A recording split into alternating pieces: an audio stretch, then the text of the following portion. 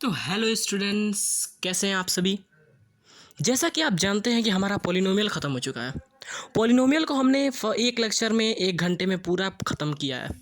तो उस पॉलिनोमियल के लेक्चर्स में जो डाउट आपको आए वो डाउट आपने कमेंट्स में दिए, और उस कमेंट्स के डाउट को देखते हुए मैंने ये पार्ट 2 आपके लिए बनाया। बहुत ज़रूरी है पार्ट 2। जो भी डाउट अगर आपके हैं पॉलिनोमियल में तो इस पार्ट 2 को देख लेना। इसके एंड में कुछ क्वेश्चंस भी मैंने दिए हुए हैं 4-5, उसे कर लेना। और कल या परसों आपको डीपीपी मिल जाने वाली है। तो पॉलिनोमियल की डीपीपी कल या फिर परसों आपको मिल जाएगी, वो कर लेना। चलिए, तो ये डाउट सॉल्विंग जो क्लास है ना, इसे अटेम्प्ट कर लेना। अगर कोई डाउट है तो अटेम्प्ट कर लो, नहीं डाउट है तो कोई दिक्कत ही नहीं है। एक बार रिवीजन हो जाएगा, मैं कहूँगा अटेम्प्ट कर ही लो। चलो ठीक है, फिर देखते हैं। पहला डाउट है कि अल्फ़ा और बीटा ही क्यों माने। सबसे पहला डाउट यार, अल्फ़ा और बीटा यही दोनों क्यों माने। हम ए मान सकते हैं, बी मान सकते हैं, तुम कुछ भी मानो। मैं कहता हूँ क्या, तुम ए मानो, बी मानो, सी मानो, डी मानो, कुछ भी मानो। बट मैं ये कहूँगा कि तुम्हारे एग्ज़ाम में या फिर तुम्हारे बुक में, एनसीईआरटी में या फिर कोई भी बुक में क्वेश्चंस में अल्फ़ा और बीटा ही दिया होगा। कंसेप्ट में अल्फ़ा और बीटा ही दिया है। अगर तुम ए मानते हो, बी मानते हो, तो मानो क्वेश्चंस में लेट लिख दो ऊपर कि लेट ज़ीरोज़ ए और बी हैं या फिर एक्स और वाई हैं, तुम मान सकते हो। बट क्वेश्चन में अगर अल्फ़ा और बीटा दिया हुआ है, अल्फ़ा और बीटा अगर क्वेश्चन में दिया हुआ है, तो फिर तुम उसकी जगह ए और बी मानोगे तो नंबर नहीं मिलने वाला। तो बेहतर यही रहेगा कि आप अल्फ़ा और बीटा मानो अपने हिसाब से। अगर तुम अल्फ़ा बीटा तुम्हें बनाने नहीं आता क्या, ए बी की जगह यार बी ही बना दो, ये बी बीटा हो गया। अल्फ़ा बनाना है इन्फिनिटी का हाफ, इन्फिनिटी करने के लिए ये आप जोड़ते हो ना, ये मत जोड़ो, अल्फ़ा बन गया अल्फ़ा बन गया। तो मेरा तो सजेशन ये रहेगा कि यार तुम अल्फ़ा और बीटा ही मानो। ए भी मान सकते हो, बट एग्जामिनेशन में, बोर्ड में तो नहीं होगा, बट स्कूल में तुम्हारे टीचर नंबर काट सकते हैं, तो सतर्क रहेंगे। चलिए, नेक्स्ट डाउट था what is zero polynomial. Zeros तो हमने पढ़ लिया, ज़ीरोज़ एक्स की वो वैल्यू जिसको रखने से पूरा पॉलिनोमियल ज़ीरो हो जाए, वो ज़ीरोज़ पॉलिनोमियल है, ज़ीरोज़ ऑफ पॉलिनोमियल। बट ये ज़ीरो पॉलिनोमियल क्या है, ये कई जगह बुक में एनसीईआरटी में लिखा है ज़ीरो पॉलिनोमियल। ये क्या है, कुछ नहीं है। ज़ीरो पॉलिनोमियल, जीरो पे पावर, ज़ीरो एक्स पे पावर 2, ज़ीरो पॉलिनोमियल।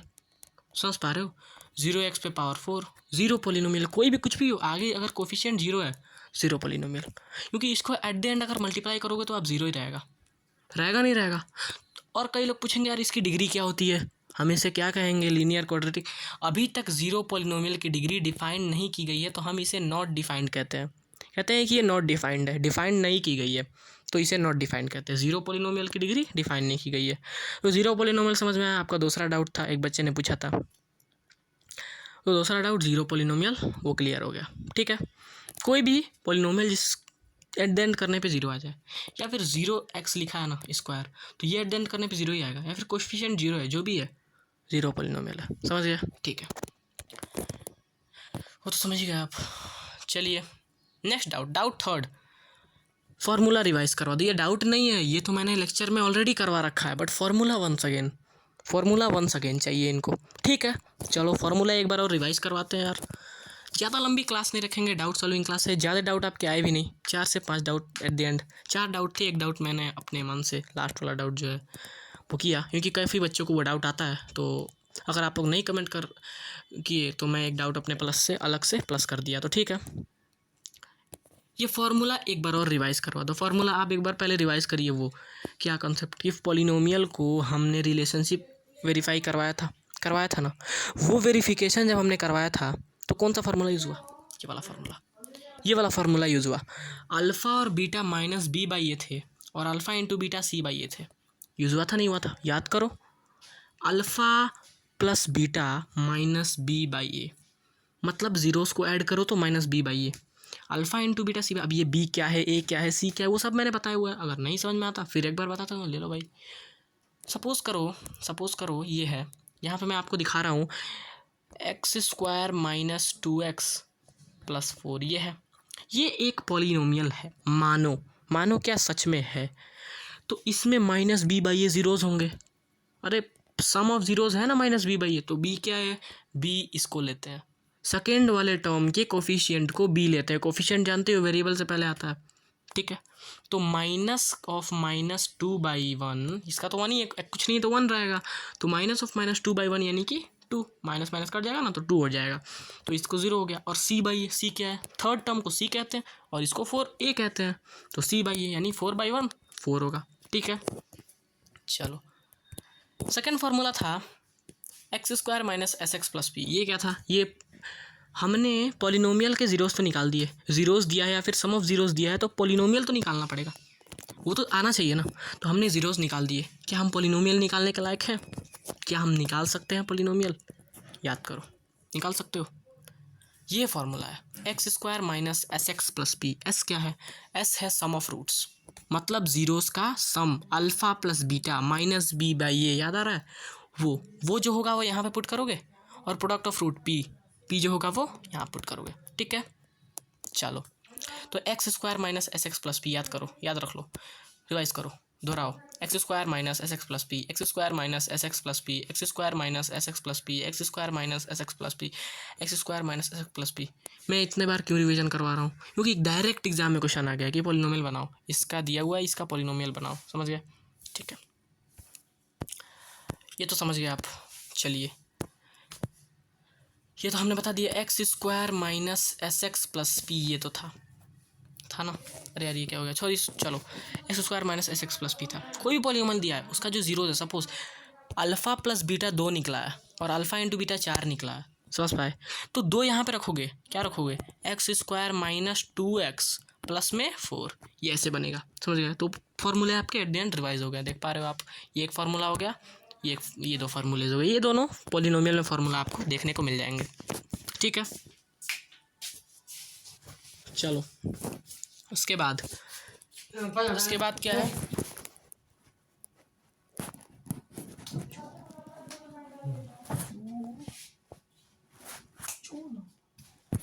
चलिए तो सॉरी बट ठीक है, नेक्स्ट जो डाउट है, डाउट नंबर 4, वो क्या कहता है, ग्राफ एक बार और बता दो। ग्राफ नहीं समझ में आ रहा, एक बच्चे का डाउट था ग्राफ नहीं समझ में आ रहा।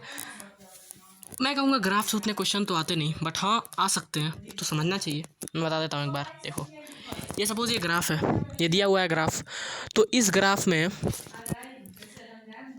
हम थर्ड लेसन में पढ़ेंगे ग्राफ कैसे बनाते हैं। अगर कोई पॉलिनोमियल है उसका हम ग्राफ बनाते हैं, थर्ड लेसन में आप पढ़ेंगे पेयर ऑफ लीनियर इक्वेशन में। तो वो ग्राफ ऐसे है सपोज, तो ये देखो एक्स एक्सिस को कितनी बार टच कर रहा है, देख रहे हो? टच करे, इंटरसेक्ट करे, कुछ भी करे, उतने नंबर ऑफ जीरोस होंगे। तो कितनी बार कर रहा है, 1 2 3, 1 2 3 4 5, 5 बार कर रहा है, 5 जीरोस होंगे इसके। यही तो था, कुछ नहीं था, सिंपल। जितनी बार इंटरसेक्ट करे उतने जीरोस। एक्स एक्सिस को वो ग्राफ कितनी बार इंटरसेक्ट करे या फिर टच करे, वो उतने नंबर ऑफ जीरोस मिलेंगे, समझ गए? ठीक है, और जहाँ इंटरसेक्ट करे वहीं जीरोस होंगे। चलो ठीक है, ये तो समझ में आ गया। चलो doubt number 5, middle term split. ये मैं अपने पास चलाया हूँ, मैं फिर बोल रहा हूँ, आप लोग की डिमांड नहीं थी बट ठीक है। मिडिल टर्म स्प्लिट कई बार बच्चों को दिक्कत आती है, तो मैंने बोला चलो एक बार बता देते हैं। x² minus 4x plus 12, simple है, कुछ है नहीं इसमें, बट मिडिल टर्म स्प्लिट कई बच्चों को डाउट आता है। तो देखिए x² माइनस 4x प्लस 12, अब इसमें क्या करना है ना, यहाँ पे एक मैं बना देता हूँ, यहाँ पे एक डाटा बना लीजिए। मिडिल टर्म स्प्लिट में आपको 2 काम करने रहते हैं, 2 काम सोचने रहते हैं। सबसे पहला 3 काम। पहला, ये जो c है आप तो जान ही रहे हो, ये c हो गया और ये a हो गया, तो c और a का मल्टीप्लाई करवाओ। c और a का जब मल्टीप्लाई करोगे तो क्या आएगा, 12 और 1 12, तो c और a का मल्टीप्लाई करवाने पे 12 आया, तो यहाँ पे 12 लिख दो, मत लिखो, दिमाग में रखो। अब 12 का कौन सा ऐसा फैक्टर होगा जिसको हम 2 ऐसा नंबर निकालो, इसको 2 ऐसा नंबर में तोड़ो जिसमें ऐड और सब्ट्रैक्ट करने पे, ऐड या सब्ट्रैक्ट करें, ऐड करें या सब्ट्रैक्ट करें तो 4 आए, ये b वाला आए।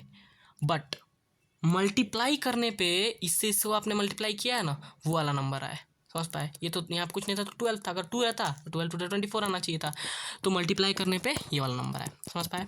ठीक है, इसका क्या होगा, 12 का फैक्टर देख लो। 12 का फैक्टर अगर आप देखोगे तो 2 6 12, 2 3 6, 3 1 3। अब इसको आना चाहिए ये वाला, समझ पा रहे हो? अब 6 2 12 होता है ना, हम ये उठा लेंगे, 2 3 6 और 2, 6 2 ज़ा 12 और 6 माइनस 2 4, ठीक है।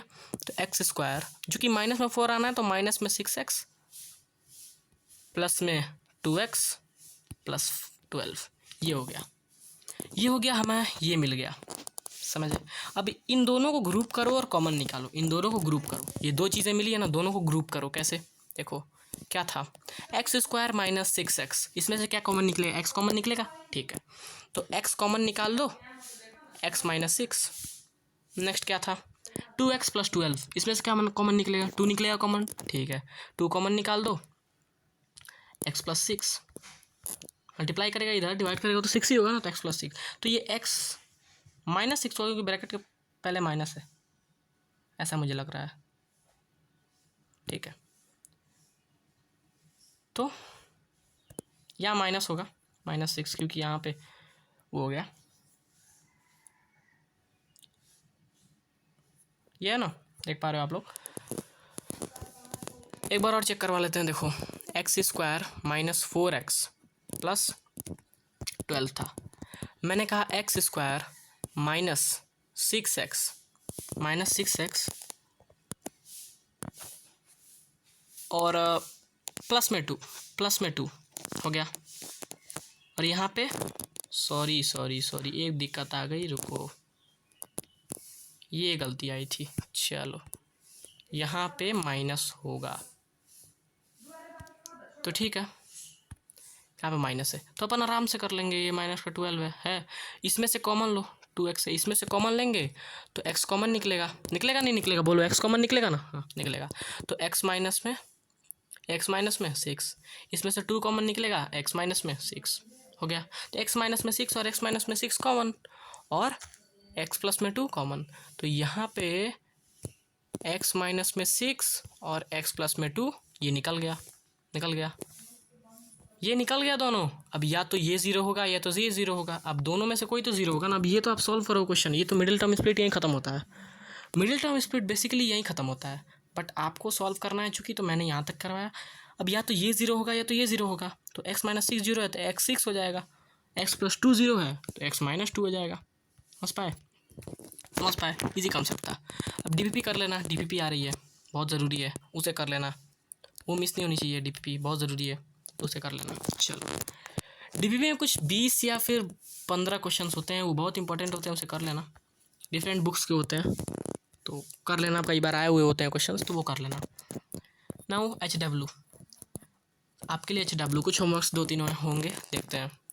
Find Z and verify R, यानी कि ज़ीरोज़ निकालो और रिलेशनशिप वेरीफाई करो कोफिशिएंट में।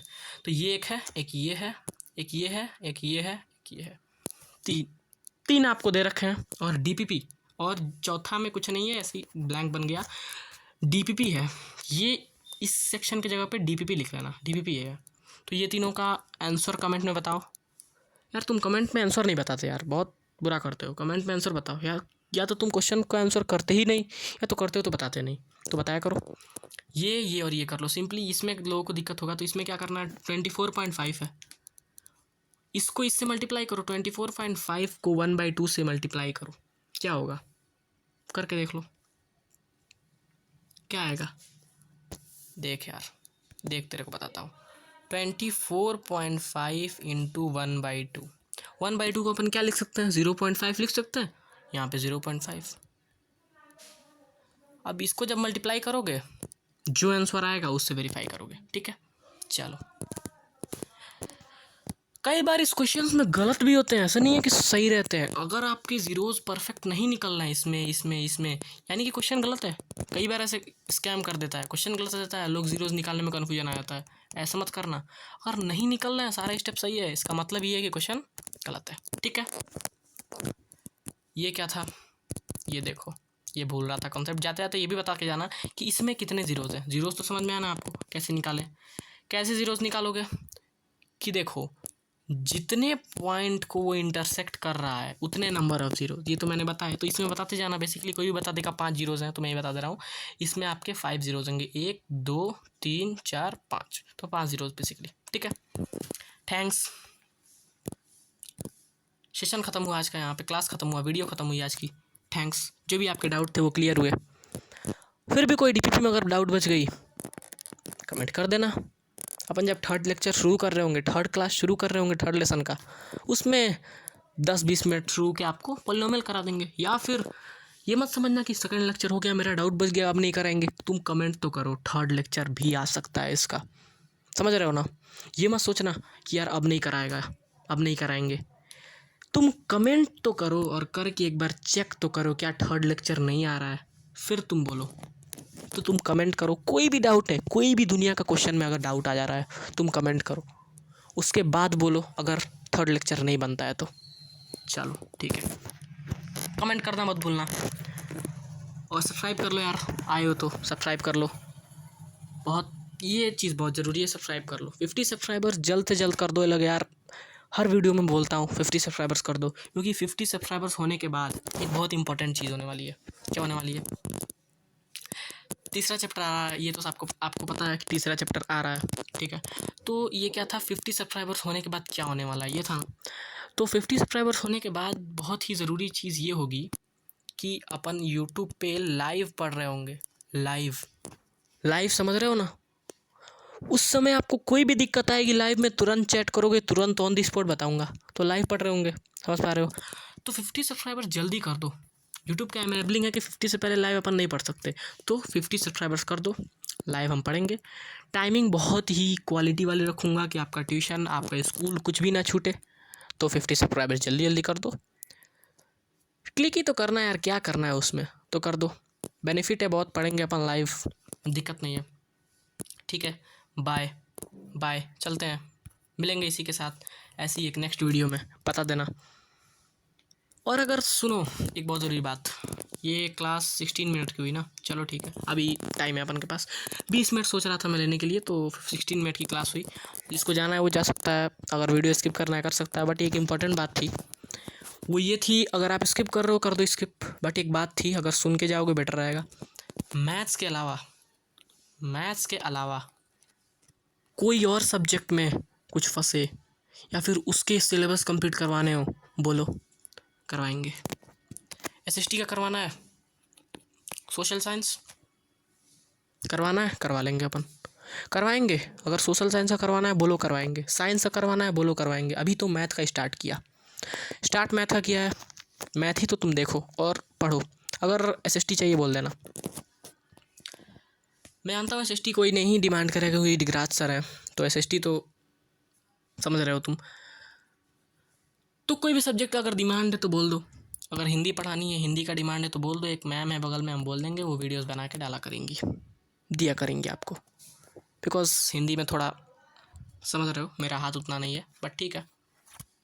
अगर चाहिए हिंदी भी तो बोलो, इंग्लिश चाहिए तो बोलो, इंग्लिश तो भाई मैं पढ़ा ही दूंगा, इंग्लिश में कोई दिक्कत नहीं है, हम इंग्लिश पढ़ा देंगे। इंग्लिश चाहिए, हिंदी चाहिए, एसएसटी चाहिए, मैथ चाहिए, साइंस चाहिए, क्या चाहिए बोलो, समझ गया।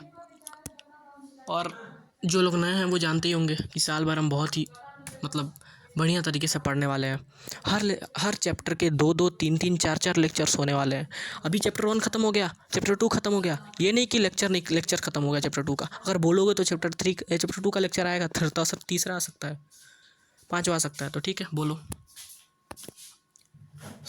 और 10 ईयर्स पेपर भी हम दे रहे होंगे, ठीक है।